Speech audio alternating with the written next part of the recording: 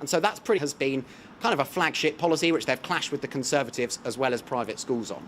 But crucially, they are still going to legislate for the controversial bit of the policy, namely that VAT and business rates relief will, in fact, it might even be simpler for Labour to enact, but nevertheless a significant backtrack on what they said was an issue of principle, which, as they argued, private schools shouldn't be charities. Now, under a Labour government, they still would be. Thank you very much. Henry Zeffman reporting there. In France, after the BBC helped track them down and then alerted the police.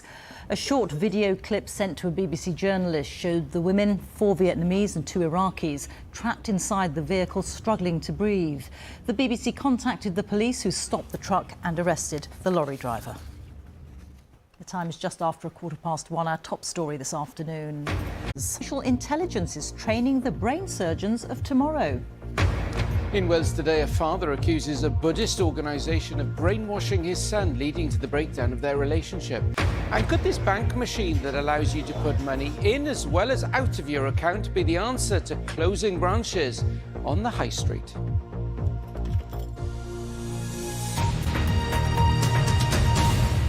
The actor Sir Michael Gambon has died peacefully in hospital at the age of 82. Sir Michael, who won 4 TV BAFTAs, worked across TV, film, radio and theatre in a career spanning 5 decades. In recent years, he played Albus Dumbledore in 6 of the Harry Potter films. Charlie Jones looks back on his career. Got you. The singing detective. Under my skin. What is honour? Falstaff. A word. In recent years, he played Albus Dumbledore in 6 of the Harry Potter films. Charlie Jones looks back on his career. Got you. The singing detective. Under my skin. What is honour? Falstaff. A word. Any activity? Maigret. Welcome, welcome to another year at Hogwarts. And, of course, Dumbledore. Michael Gambon was a serious acting talent who never seemed to take it too seriously. Tom, you are sitting here. Back where I started. His stage breakthrough was in Alan Ayckbourn's The Norman Conquest, and in particular, a scene in which he ends up dining on the little chair. You are all right where you are. Good evening, carry on, talk amongst yourselves. No, not that woman. With the tables down, I actually saw a bloke one night fall out of his seat in the circle. Fine. Laughing. I mean, we couldn't stop them. The whole house up. Brilliant. I'm Gavin Kerr of Slitrig. His first big TV role had been a bit of Scottish swashbuckling in The Borderers. Michael Gambon had grown up in London. He hated school and left without any qualifications. But he liked acting. And armed with a CV that was pure Gambon-esque invention, he got a job in Dublin. Well, they'd like their meat well spiced in Edinburgh. Francis does, anyway. Just Kim. My love. He had learned his craft on the job, most crucially when Sir Laurence Olivier had taken him on at the National. I'm sorry, the shame of this. And in 1986, The Singing Detective made Michael Gambon a household name. That name became associated with a certain corner on Top Gear. He enjoyed the accolade. He had a taste for devilment and hoodwinking gullible journalists.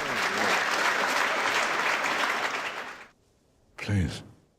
Dumbledore and Harry Potter may have brought him a new global recognition, but he was defiantly unstarry. He described his face as looking like an old, wet bag. But in Beckett's A.J.O., he could use it to hold an audience without saying a word. Beneath that cloak of mischief was a seriously good actor. Sir Michael Gambon, who's died at the age of 82. Switzerland's glaciers have suffered their second worst rate of melting this year, shrinking their overall volume by 10% over the last 2 years. Scientists say the dramatic ice loss is likely to be irreversible even if climate targets are met. The glaciers play a major role in ensuring water supplies to large areas of Europe through the summer months. A British sprinter has told a police misconduct hearing that she had nothing to hide when she and her partner were restrained by officers during a stop and search in West London 3 years ago. Bianca Williams and Ricardo dos Santos, who are both black, claim that they were racially profiled when the couple were pulled over with their 3-month-old baby in the car. Our Community Affairs correspondent Adina Campbell is following the latest developments for us. And Adina, tell us what's been said this morning. Well, today the hearing has been watching police body cam footage showing the moments Miss Williams was detained in the Maida Vale area back in July 2020. She's heard saying, "This is ridiculous, go and have a look in the car," when police officers pulled her over and did the search. Now, we were told that she was heard saying, "This is ridiculous, go and have a look in the car." They became suspicious over the way the car was being driven, claiming it had been going too fast. The hearing was also told on that day the Metropolitan Police had been patrolling the area due to an increase in gang activity and knife crime. Bianca Williams and Ricardo dos Santos were stopped for 45 minutes. No weapons or drugs were found and none of them were arrested. The IOPC referred itself to the Independent Office for Police Conduct, and the 5 officers, an acting police sergeant and 4 police constables, they're now facing allegations of breaching professional standards of police behaviour. Those breaches include whether or not excessive force was used, breaches over equality and diversity, and other breaches over respect, authority and courtesy. They all deny any wrongdoing, and the hearing continues. Thank you. Percent are clear when tested.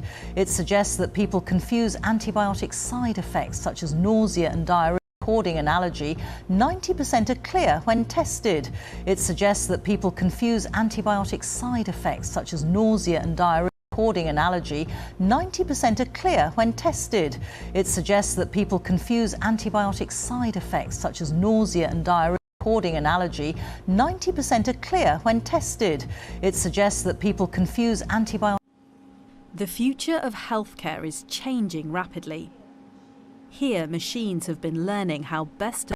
Surgeon Nicola is one of the first to be using artificial intelligence to help her learn about keyhole surgery at the centre of the brain. Today, she's training in a mock theatre on a pretend patient. So here we see a simulated pituitary operation, and right in the centre of the screen is the pituitary tumour.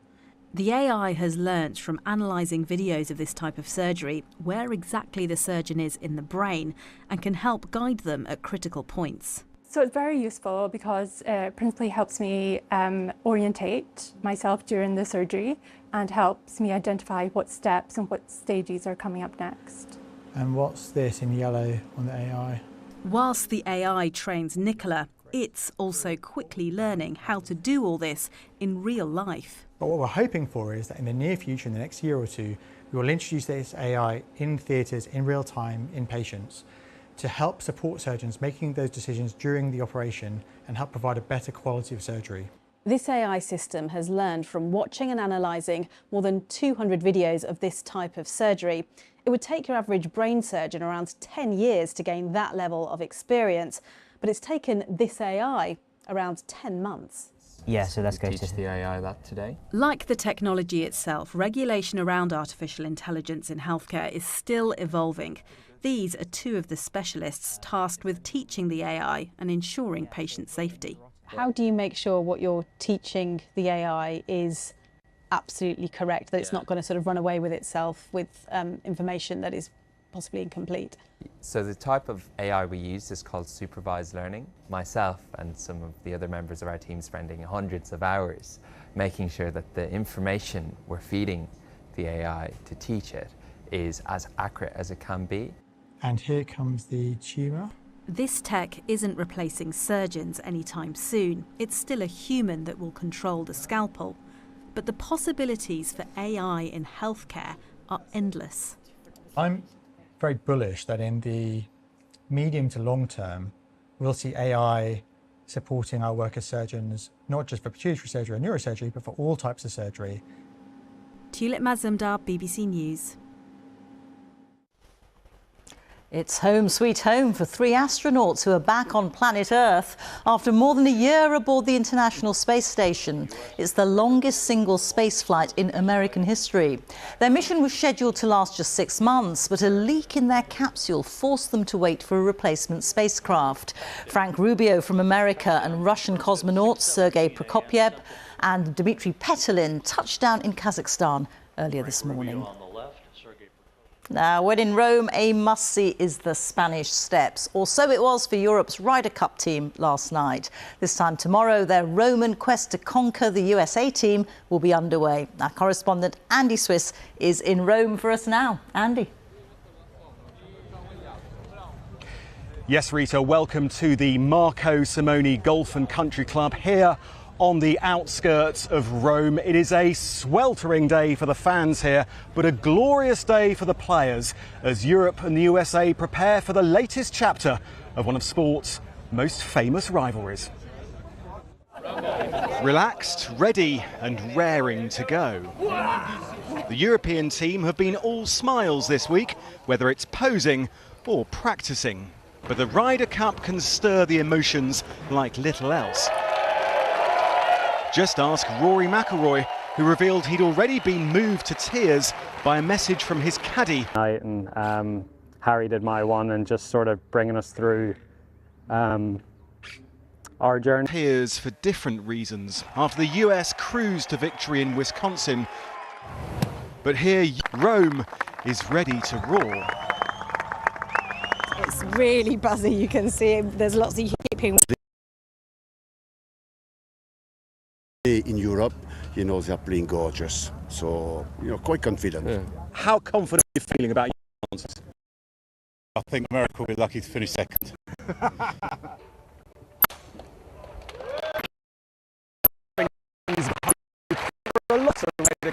In fact, Europe haven't lost on 30 years, but they know extending that record won't be easy. Right behind you, America has this year's 4 major winners, including Brooks Koepka, and their fans who phone here are in confidence. Are you going to win? Yes. Yes. Here for going to make yourself. Oh, that's the plan. Oh yeah. We didn't dress like these. The crowds here have already enjoyed a celebrity event starring Novak Djokovic, who eventually swapped his tennis racket for a golf club. Fun so far, but soon it's down to serious business. Andy Swiss, BBC News. Fun and games indeed, and lovely weather. Time for a look at our weather. Here's Ben Rich. Ben. Yes, it's going to stay fine in Rome, actually, Rita. Temperatures around 29 degrees, lots of sunshine. Bit of a mixture of high cloud in the sky, but also some smoke from wildfires in north. The reason for that is a bit of a mixture of high cloud in the sky, but also some smoke from wildfires in north. Reason for that is a bit of a mixture of high cloud in the sky, but also some smoke this afternoon. Quite windy still out there, particularly up towards the northwest of Scotland. Outbreaks of rain out towards the west. Degrees. But into the evening, parts of western Scotland, Northern Ireland are likely to have a short, sharp burst of heavy rain, squally winds, maybe some thunder and lightning. And then into the evening, across parts of Wales, particularly South Wales, it is going to turn very wet indeed. Maybe enough rain for some localised flooding, some travel disruption. That rain pushing across the Midlands towards the southeast corner of England by the end of the night. Behind that, some clear skies, a few showers into the northwest, some cooler, fresher conditions. Very mild, though, down towards the southeast corner to start tomorrow morning, where this weather front may just take a little while to clear. And then tomorrow, split fortunes, high pressure to the south, low pressure to the north. Closest to the area of high pressure is likely to be largely dry with more in the way of sunshine than we have today. Further north, there'll be some showers, some of which will be heavy, and it will be windy. In fact, the chance for gales in parts of northern Scotland. Gusts may be touching 60 miles per hour. Those temperatures 14 degrees for Stornoway, 20 degrees in London. And then we head into the weekend. Friday night looks quite chilly under this ridge of high pressure. For Saturday, Well, here comes yet another weather system, yet another bout of heavy rain, particularly this time for Northern Ireland, pushing up into Scotland, some of that rain into northwest England, parts of Wales. Further south and east, it stays largely dry with some sunshine, temperatures up to 20 or 21 degrees. And actually, by Sunday, it could be warmer still down towards the southeast corner if we see some sunshine. I think there is likely to be quite a lot of cloud across a good part of England and Wales, with some bits and pieces of showery rain here and there. Further north and west, some spells of sunshine, but some scattered showers too. It will stay quite breezy. Temperatures of 15 to 23 degrees. So pretty mixed prospects as we head towards the weekend. Rita. Thank you very much, Ben. And that is today's BBC News at 1. You can, of course, keep up with all the latest developments on the BBC website. And the news continues here on BBC One, as now it's time to join our colleagues for the news where you are. Bye-bye.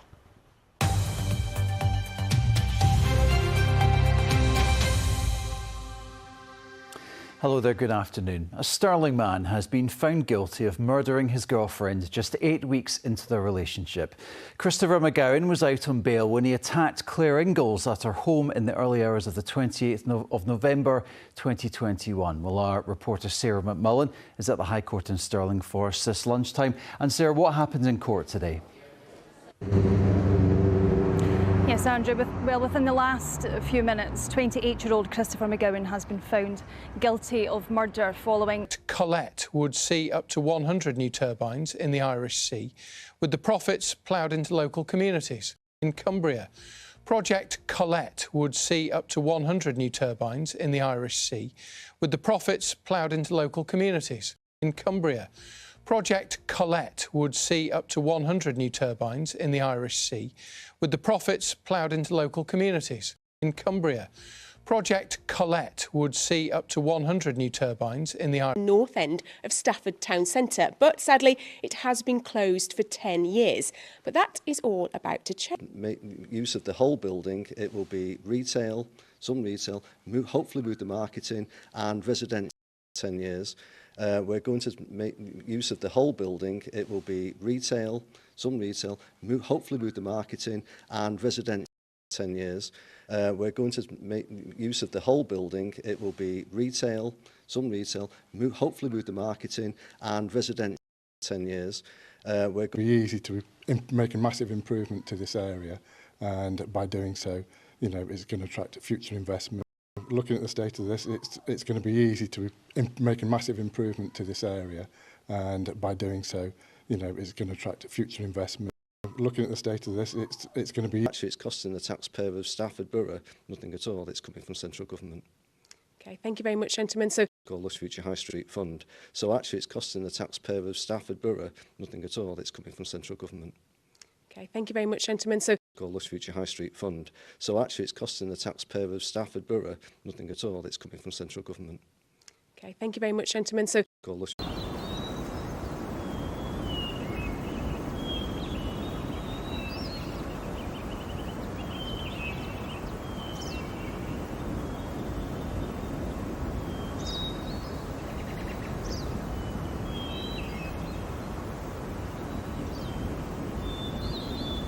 Our reporter Anna Val, who has recently undergone surgery to have 3 basal cell carcinomas removed from her face, what do you do to get seen? Our reporter Anna Val, who has recently undergone surgery to have 3 basal cell carcinomas removed from her face, what do you do to get seen? Our reporter Anna Val, who... Is the slip, slop and slap message getting through to people here in the UK? When you're out and about, do you think about... A year I've got at least a minimum of SPF 30 on. If it's a real sunny day, then yeah, I would, but on a day like today, probably not. Former rugby player Andy Matchett knows the dangers. He got diagnosed with a melanoma in 2012. A melanoma can be fatal. This is what it looks like close up. This is far different to the type of skin cancer I had. A basal cell carcinoma will grow and eat away at the part of the body it's on, but it won't kill you. You kind of think it's a death sentence. I had a 2-year-old son at the time, and I was petrified that, you know, I had to get my affairs in order to make sure that my wife and my son were well looked after. So what signs do you need to look out for? Is it growing? Is it itchy? Is it scabbing? Is it bleeding? Or is it changing in colour? Those are the real things that we're looking for. If you're worried, the advice is to take a photo of the lesion or mole and send it to your GP. Next time, we find out what's being done to make sure cases do not fall through the system. A new music centre at a primary school in Exeter is helping children learn a musical instrument for free. At a time when many schools are affected by budget cuts and parents' pockets are squeezed by the cost of living crisis, music isn't always a priority.